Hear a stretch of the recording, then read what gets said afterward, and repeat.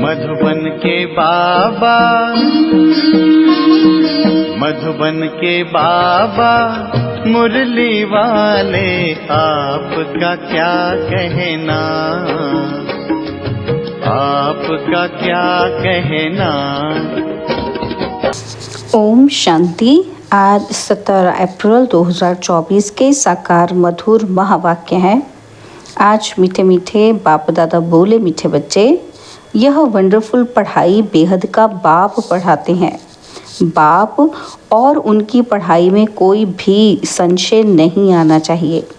पहला निश्चय चाहिए कि हमें पढ़ाने वाला कौन। बाबा कहते, मीठे बच्चे, ये वंडरफुल पढ़ाई बेहद का बाप पढ़ाते हैं। बाप और उनकी पढ़ाई में कोई भी संशय नहीं आना चाहिए। पहला निश्चय चाहिए कि हमें पढ़ाने वाला कौन। बाबा ने आज प्रश्न पूछा कि तुम बच्चों को निरंतर याद की यात्रा में रहने की श्रीमत क्यों मिली है। और उत्तर में बाबा कहते, क्योंकि माया दुश्मन अभी भी तुम्हारे पीछे है। जिसने तुमको गिराया है अभी वह तुम्हारा पीछा नहीं छोड़ेगा, इसलिए गफलत नहीं करना। भल तुम संगम युग पर हो, परंतु आधा कल्प उसके रहे हो, इसलिए जल्दी नहीं छोड़ेगा। याद भूली और माया ने विकर्म कराया, इसलिए खबरदार रहना है, आसुरी मत पर नहीं चलना है। ओम शांति। अभी बच्चे भी हैं, बाबा भी है। बाबा अनेक बच्चों को कहेंगे ओ बेटे, और सभी बच्चे फिर कहेंगे ओ बाबा। बच्चे हैं बहुत, तुम समझते हो ये ज्ञान हम आत्माओं के लिए ही है। एक बाप के कितने ढेर बच्चे हैं। बच्चे जानते हैं कि बाप पढ़ाने आए हैं, वह पहले पहले बाबा है, फिर टीचर है और फिर गुरु है। अब बाप तो बाप ही है, फिर पावन बनाने के लिए याद की यात्रा सिखलाते हैं। और यह भी बच्चे समझते हैं कि ये पढ़ाई वंडरफुल है। ड्रामा के आदि मध्य अंत का राज बाप के सिवाय कोई बता ना सके, इसलिए उनको बेहद का बाप कहा जाता है। यह निश्चय तो बच्चों को ज़रूर बैठता है, उसमें संशय की बात उठ न सके। इतनी बेहद की पढ़ाई बेहद के बाप के सिवाय तो कोई पढ़ा ही ना सके। बुलाते भी हैं कि बाबा आओ, हमको पावन दुनिया में ले चलो, क्योंकि यह है पतित दुनिया। पावन दुनिया में ले जाते हैं बाप, वहाँ थोड़े कहेंगे बाबा आओ पावन दुनिया में ले चलो। बच्चे जानते हैं कि हम आत्माओं का वह बाप है, तो देह का भान टूट जाता है। आत्मा कहती है वह हमारा बाप है। अब यह तो निश्चय रहना चाहिए, बरोबर बाप के बिगर कोई इतनी नॉलेज दे नहीं सकता। पहले तो ये निश्चय बुद्धि चाहिए। निश्चय भी आत्मा को बुद्धि में होता है। आत्मा को यह ज्ञान मिलता है हमारा ये बाबा है। ये बहुत पक्का निश्चय बच्चों को होना चाहिए। मुख से कहना कुछ भी नहीं है। हम आत्मा एक शरीर छोड़ दूसरा लेती हैं। आत्मा में ही सब संस्कार हैं। अब तुम जानते हो बाबा आया हुआ है, हमको ऐसा पढ़ाते हैं, कर्म सिखलाते हैं जो हम इस दुनिया में अभी आएंगे नहीं। वह मनुष्य तो समझते हैं इस दुनिया में आना है, तुम ऐसे नहीं समझते हो। तुम यह अमर कथा सुन अमरपुरी में जाते हो। अमरपुरी अर्थात जहाँ सदा अमर रहे। सत्युग त्रेता है अमरपुरी। बच्चों को कितनी खुशी होनी चाहिए। यह पढ़ाई सिवाय बाप के और कोई पढ़ा न सके। बाप हमको पढ़ाते हैं और जो टीचर्स हैं वह ऑर्डिनरी मनुष्य हैं। यहाँ तुम जिसको पतित पावन दुख हरता सुख करता कहते हो, वह बाप अब सम्मुख पढ़ा रहे हैं। सम्मुख होने बिगर राजयोग की पढ़ाई कैसे पढ़ाएं। बाप कहते हैं तुम स्वीट बच्चों को यहाँ पढ़ाने आता हूँ, पढ़ाने लिए इनमें प्रवेश करता हूँ। बरोबर भगवानुवाच भी है तो ज़रूर उनको शरीर चाहिए, ना सिर्फ मुख परंतु सारा शरीर चाहिए। खुद कहते हैं मीठे मीठे रूहानी बच्चों, मैं कल्प कल्प पुरुषोत्तम संगम युगे साधारण तन में आता हूँ। बहुत गरीब भी नहीं तो बहुत साहूकार भी नहीं, साधारण है। यह तो तुम बच्चों को निश्चय होना चाहिए कि वह हमारा बाबा है, हम आत्मा है। हम आत्माओं का बाबा है। सारी दुनिया के जो भी मनुष्य मात्र की आत्माएं हैं उन सब का बाबा है, इसलिए उनको बेहद का बाबा कहा जाता है। शिव जयंती मनाते हैं, उसका भी किसी को पता ही नहीं है। कोई से भी पूछो शिव जयंती कब से मनाई जा रही है तो कहेंगे परंपरा से। वह भी कब से? कोई डेट तो चाहिए ना। ड्रामा तो अनादि है, परंतु एक्टिविटी जो ड्रामा में होती है उनकी तिथि तारीख तो चाहिए ना। यह तो कोई भी जानते ही नहीं। हमारा शिव बाबा आते हैं, उस लफ्ज़ से जयंती नहीं मनाते। नेहरू की जयंती उस लफ्ज़ से मनाएंगे, आंसू भी आ जाएंगे। शिव जयंती का किसी को भी पता ही नहीं है। अभी तुम बच्चे अनुभवी हो। अनेक मनुष्य हैं जिनको कुछ भी पता नहीं है। कितने मेले लगते हैं, वहाँ जो जाते हैं वह बता सकते हैं कि सच सच क्या है। जैसे बाबा ने अमरनाथ का भी मिसाल बताया था ना कि वहाँ जाकर देखा सच सच क्या होता है। दूसरे तो जो औरों द्वारा सुनते हैं वह बतलाते हैं। कोई ने कहा बर्फ का लिंग होता है, कहेंगे सत्य। अभी तुम बच्चों को अनुभव मिला है कि राइट क्या है, रॉन्ग क्या है। अब तक जो कुछ सुनते पढ़ते आए हैं वह सब था अनराइटियस। गायन भी है ना, झूठी काया झूठी माया। यह है झूठ खंड और वह है सच खंड।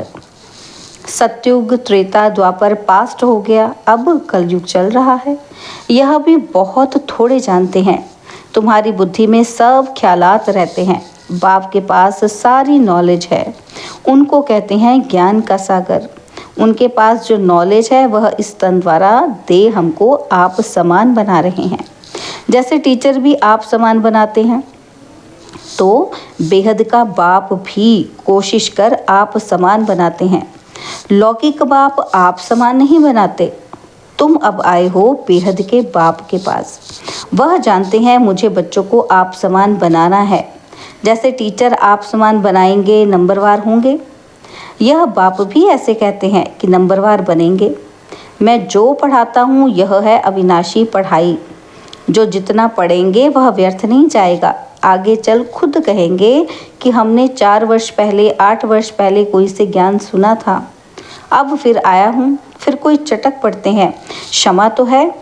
फिर उस पर कोई तो परवाने एकदम फिदा हो जाते हैं, कोई फेरी पहन चले जाते हैं। शुरू में क्षमा पर बहुत परवाने आशिक हो पड़े।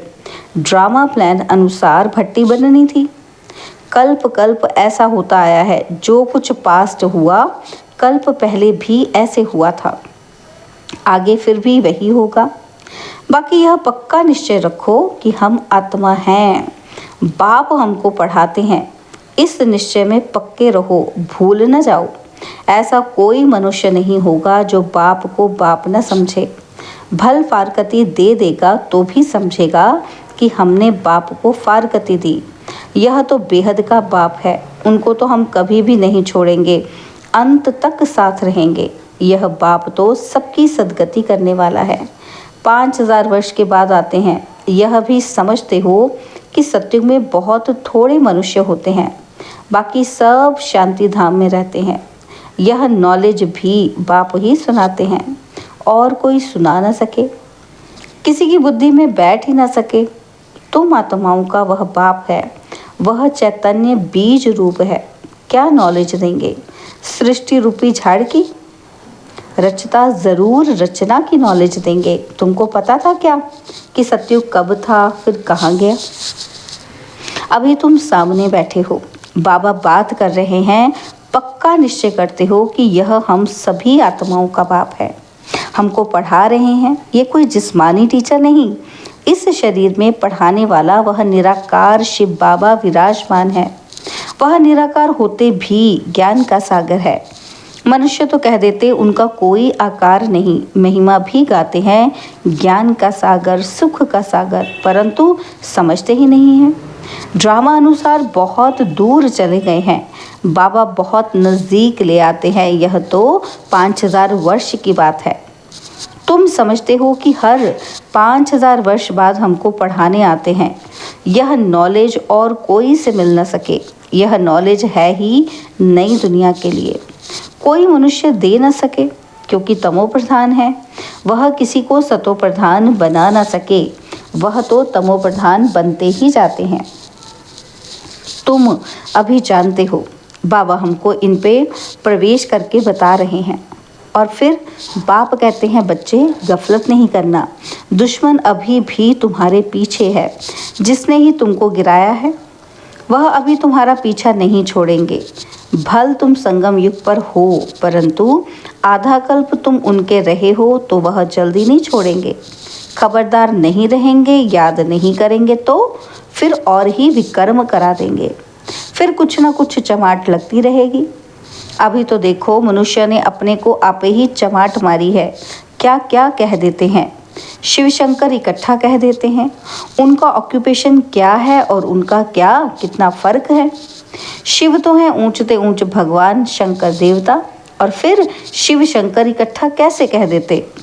पार्ट ही दोनों का अलग अलग है। यहाँ भी बहुतों के ऐसे ऐसे नाम है, राधे कृष्ण, लक्ष्मी नारायण, शिव शंकर, दोनों नाम स्वयं पर रख दिए हैं।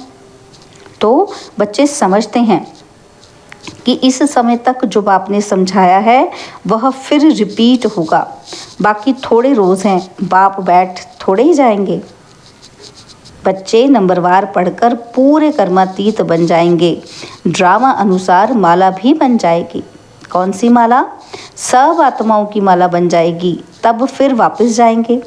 माला नंबर 1 तो तुम्हारी है, शिव बाबा की माला तो बड़ी लंबी है। वहाँ से नंबरवार आएंगे पाठ बजाने। तुम सब बाबा बाबा कहते हो, सब एक माला के दाने हो, सबको विष्णु की माला का दाना नहीं कहेंगे। यह बाप बैठ पढ़ाते हैं। सूर्यवंशी बनना ही है। सूर्यवंशी चंद्रवंशी जो पास्ट हो गए वह फिर बनेंगे। वह मर्तबा मिलता ही है पढ़ाई से।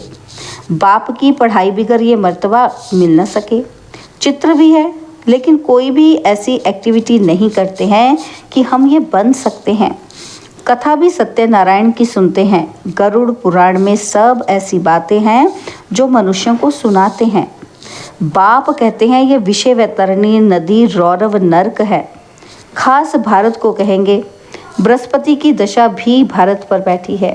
वृक्षपति भी भारतवासियों को ही पढ़ाते हैं। बेहद का बाप बैठ बेहद की बातें समझाते हैं। दशा बैठती है। राहु की भी दशा है, इसलिए कहते हैं दे दान तो छूटे ग्रहण।